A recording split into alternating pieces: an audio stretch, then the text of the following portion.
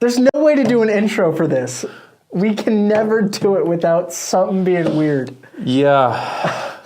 It's like you start recording and then anyways. Right. So, hey guys, unintentional little break from these. Didn't want you guys to worry that we were not doing them anymore, but the holiday season proved to be extremely busy, and then I self-inflicted a lot of other work onto myself starting 2024. But with that said, I hope you guys are having a good start to the new year. Been an interesting one so far. I'm cubing with AI robots, hand delivering packages last year. And yeah, so we have some cool news to cover and stuff with you guys this episode. But yeah, so what do we have first on our, well, I guess, the where we've been. So yeah, I mean, I'm just trying to even think of like where to start. It's been such a blur. I mean, it's more, I think, just that it was like, we had so much kind of go on at those like the last bits or the last end of the year. And it was kind of like, wow, it took a lot out of us. And it was like, well, the new year, let's, kind of take a moment to step back, reorganize, recuperate, and then kind of get back into it. Yeah, like, well, you were gone for a bit. I mean, there was a lot of stuff you were doing, and so coordinating things it just took a moment, but I mean, we're back now. We're gonna get back into the swing of things. And my office window is like on the verge of shattering. So it's also kind of scary to work here because like I sit right next to it, and it's like, it looks like a puzzle piece, and it really does. It's really sketchy. It's gotten a lot worse, so we're hoping that can get resolved soon, because I don't really want to be working and have like a huge shard of glass about like this big. Just and especially it's been like really windy lately too, and the weather's been kind of hectic. Yeah, so. Vegas weather is. I like it overall. The heat is definitely an issue, but like it's kind of coming from Bakersfield. It's super similar, but the wind is not my favorite. I will admit, but everything else here makes up for it. So yeah.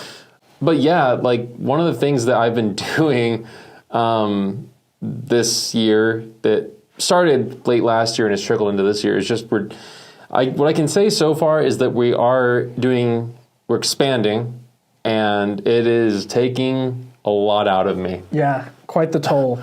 It's scary because like it's never been done before in the cubing industry. Yeah, new territory. And it carries a lot of risk, and it's a different kind of investment into the company that I've ever done before, because things like inventory and just, I don't know, like inventory and staff and equipment like this, it's all an investment, but there's almost like a guaranteed return to some capacity on it.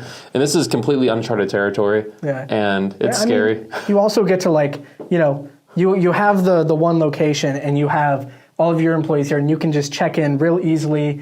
But with, another location, that's another place to have to check on too. I didn't say anything about a location.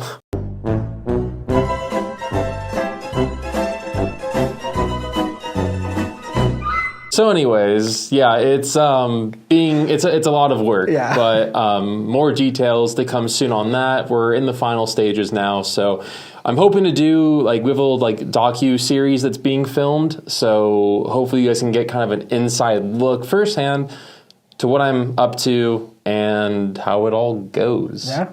Unexpectedly, well, I should say expectedly, Moyu already hit us with a new 3x3. Yeah. Kind of saw that one coming. I mean, honestly, it took longer than I thought.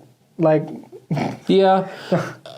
Well, so I mean, that we won't even talk about that much. It's a 20 magnet. I feel like we bring it up every time, the frequency of Moyu puzzles, or at least 3x3s coming out. Yeah, I don't want to give them the satisfaction. So yeah, there's a new Moyu puzzle. Speak of the devil, just messaged me.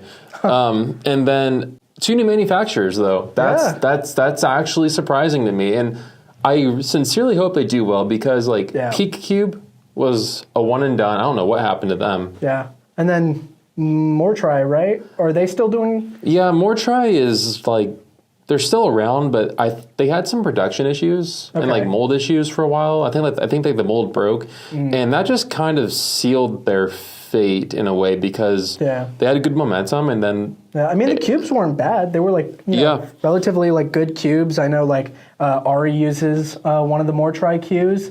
cubes, and but like it's exciting to see like I guess new people, new companies kind of enter the market because that just means new designs, new innovations, new takes on things, which is something like exciting to look forward to, especially with Moyu releasing a cube every day essentially. So it's nice to see something new. Yeah, what's kind of interesting is this is based on Cameron memory, not historical facts, right. But Cameron memory tells me that pretty much the main 5, I think it is. So yeah, YJ, Yushin, QiYi, Moyu, Gan. Right. Were all sort of formed at around the same-ish time.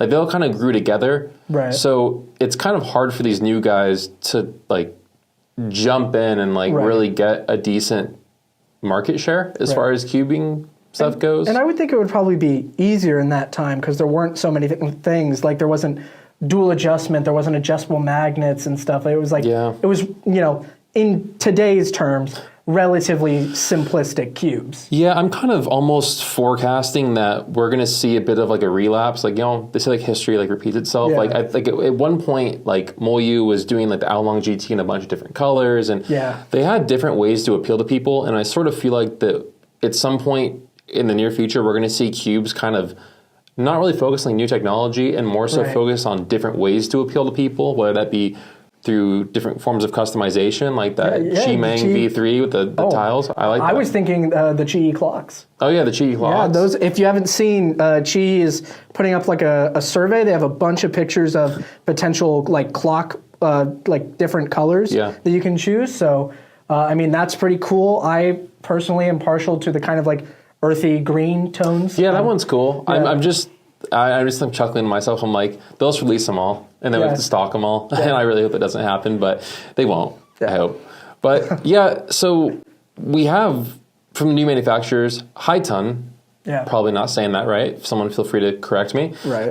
That's interesting because they are starting off with a 3x3, which I get it. You kind of have to. I mean, it's like a classic thing, but like in my opinion, it's already a very saturated market for 3x3s. Yeah. However, it's kind of like a double-edged sword. It's oversaturation, but there's also like if you start with like a different cube, it's like not as many people are into that event. The more you stray away from 3x3, but I mean, it looks interesting. I mean, there's a bunch of pictures that they have for it. The adjustment system. There's a lot of settings there. Magnets are adjustable. A bunch of weird turns. I mean, I was going to say, I'll just pull up the listing. Yeah, we have. Yeah. So, wow. Okay, and the magnets. So they have adjustable magnets. Right. In the edges. The compression system looks. Cool. No, I mean, you have a little arrow there. It reminds me of like the Diane Tangyun system. The adjustment key is like straight up Kingdom Hearts Keyblade vibes. Yeah. But my thing is like, how legible is this going to be on a small cube? You have 8 settings that you have to go through. I'm not worried about that. It says up to 384 feels for you to choose, which is appropriate because they have a heart shaped, a heart design pattern piece design, which totally substantiates what I said a few episodes ago, that I do not believe that there is like engineering behind the patterns that they throw on these piece designs. Like, I'm still not convinced that these like honeycomb designs, dragon scale, tortoiseshell. I mean, I don't know that I'd be curious to know if there's actual like R&D behind like, we're going to use a dragon scale piece design on this cube because it actually makes a difference over a honeycomb or something like that. Maybe Gan had something with that honeycomb. Yeah. And I think once that happened and people couldn't just straight up use honeycomb, they're just like, I mean, there's there was like turtle shell, dragon scale. Well, okay, so if the heart one doesn't substantiate the smiley face design on the Qimeng V3, when I saw the smiley face, I'm like, okay, this there's no way. So I'm wondering what the next design is going to be. Maybe I can get like my face put onto one of them or something. Dude, that'd be kind of cool. Yeah. I could distribute the lube well on pieces, maybe. Kind of sounds weird.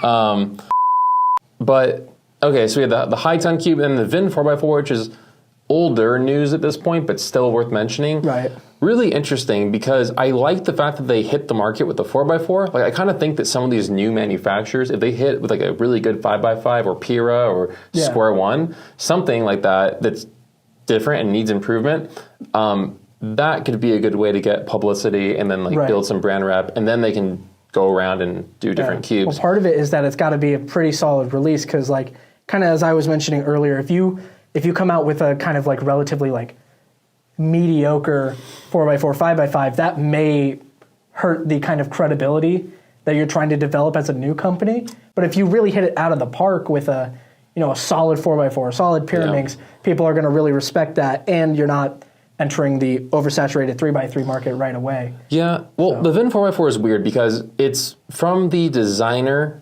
the MGC Cube designer. Now, I've had my hands more than full, so I haven't really dug into the story, but I'm not clear if the MGC designer has left YJ and the MGC line is going to be passed on to another designer or just killed off, which I can't imagine that's going to be the case, or if it's just doing a solo venture. But what's interesting is that it's very similar to the MGC 4x4, but refined a bit. Yeah. The one I tried was really nice. Yeah. I definitely like it more than the MGC 4x4. It feels more stable to me.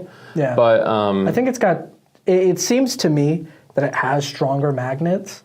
That's kind of my guess, but it's also, the tensions are definitely looser, so it could just seem like the magnets are stronger. But what kind of sucks is that there's apparently a 5% defect rate in the entire first run. So I was told that they're destroying everything that's left and just remaking them all. The ones that we have, they suggested that we go through every single one and check them, and I'm like, we got a fair amount of them. I'm not doing that for two reasons. One, I'm not going to open up several hundred 4x4s one by one and quality test them. And the bigger reason is that we sell new items, and that's what I mean is not everyone understands I can't just sell a new cube, but it's been used unless it's been serviced. So I guess if you order one from us and you have an issue, hit us up and we'll take care of it. But curious to see how that ends up shaking out. At least a lot of the new releases this year are cool. What are some of your favorites? I'd say probably the two that I'm the biggest fan of is the QiYi M-Pro 4x4 that came out, and the X-Men Hong 5x5. Oh, yeah. The 5x5, a lot of people are really excited for. It finally completes the 2 through 7 line for the X-Men series. So, it took a while. Right. But, the 5x5 is really good, in my opinion. I would say, to me, best 5x5 there is. I don't think it really gets much better, at least as of now. When it comes to the QiYi M-Pro 4x4, and, both come from QiYi, the X-Men 5x5 and the QiYi M-Pro 4x4, it's really good. Me and one of our other employees, Sam, we were trying it out, and it kind of feels like a smaller Aosu that's a little bit more refined. Feels like a corner cut's a little bit better. Performance is pretty good. I will say, if we're keeping up with the trend of adding a ball core to these bigger cubes, I definitely think that would be beneficial for this 4x4. There's 3x3 and 2x2 already have a ball core. The fact that we have a ball core 8x8 and 9x9 now, I did not see that coming. Yeah. Seems a little unnecessary, honestly, but it's one of those things where when you have the option, I would do it. Yeah. I would do it. Yeah. For the extra few bucks. But yeah, the UV coating is nice on the X-Men 5x5. Yeah. I just get worried because UV coating used to be a big issue at one point, and obviously as time goes on, the manufacturers figure it out, they work out the kinks, but I just hope that we don't have a repeat and see limited production because of the UV coating. Right. I can almost guarantee you that they're going to release a frosted version later in the future. Especially, I don't know what the price is off the top of my head, but $49.95. It's not bad for being, relatively the best, 5x5 in my opinion, but I'd say, maybe $10 cheaper? More? No, it's usually about a $5 increment difference from UV coating. Okay.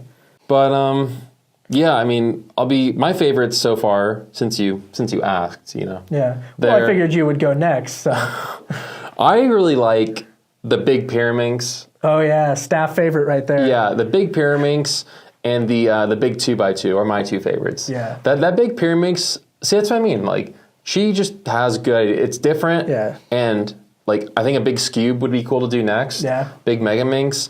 And I'm really excited. I always mix them up. I want to say MS Cube is coming out with a tiny 5x5. It's the size of a 3x3. Yeah. I'm liking where we're going this year with like small and big cubes. Comically large, comically small. Like, I think that's definitely like the right way to go, especially now where it's kind of like all the like kind of WCA stuff is relatively like pretty good. It's at a good spot to where we can kind of stray away from that. Yeah. Kind of do something else. And I think having those like, even if it is just a size change as opposed to, you know, making a unique puzzle, like, I think that's cool. I think a small 5x5, it's funny. It's like this cute little thing that you can put on your desk. You show other people. What's weird about it is that back in the day, like mini cubes and big cubes were terrible. Yeah. And like, I don't know why they use a different mech than like, it just makes sense to take an existing mechanism and just shrink it or expand it. Right. And I mean, I guess that to some extent there might be some manufacturing like limitations here or there because of size, I guess, but like, I don't know. It makes sense though. I'm really excited about that. But I guess kind of a final thought, and I've tossed around addressing the whole JPERM thing for a long time, but I've spoken with Dylan, and it's just not really my place to sort of disclose what he's doing and what his situation is. Right. Funny enough, he actually did release a video covering like that Rubik's Trainer Cube. Yeah. But yeah, I would just say, just, you know, for all the people in the comments asking where JPERM is, keep commenting for the engagement. I mean, go for it. Right. But yeah, make sure you comment, like, and subscribe while you're at it. But what I will say about it is that burnout is a real thing, and I'm in a different position where, for me, I face burnout quite often, but I don't really see myself as having like a choice, because as a YouTube creator, you can kind of have like evergreen content and stuff that kind of continues to generate you income. But for me, I sort of feel like if I stop working just because I'm burnt out, then things will kind of come to a halt relatively it's soon. A little bit of a different like responsibility as more of like a business as opposed to you know, just being that kind of social media creator. Because like you do the social media side of things too, but you also have a business which both kind of directly affect each other. You know, the better you make the videos or the more frequently, the better it is for the business. And in my opinion, once a YouTuber takes a break that's like longer than a weekend, it's almost certainly the start of their I don't want to say downfall, but like decline, I guess. It's like almost always the start of their just. It becomes a trend. Like you take one break, then you take another break, or just, you know, in Dylan's case, like when he was here visiting us last time, I knew that he was pretty burnt out. He had been traveling a lot personally and doing other stuff, but it just kind of seemed like, you know, he seemed definitely like he needed a break, and then, you know, his 1 week break turned into 2, turned into 3, turned into 4 weeks, and then here we are now. So point being, you know, it is what it is, and he makes great content, and just keep supporting him in the comments and stuff, and, you know, I'm sure that he'll be back to making a regular upload schedule at some point, but if he doesn't, then, yeah, that's fine too. Yeah, if you want to keep commenting, you know. Yeah, go ahead and keep commenting and asking where he is. I mean, most people probably won't get to the end anyway. Right. But, I mean, yeah, this is already like a 28-minute long video, so I think that's a good spot to end. Again, I want to keep making these for you guys. It just is kind of a bummer that it's been making up a lot of our long forms. Not intentional. It's just been really tough to kind of juggle other long form content. Yeah, we have a lot more reviews and stuff coming out soon. It's just a lot of restructuring right now. I need to get caught up on the cube scores, and there's just so much to do. There's always a million things to do, and and it's like a like I said earlier, like a double-edged sword, where it's like we get the start of the new year, and this year it's like we got a bunch of new cubes, so we can make content on that.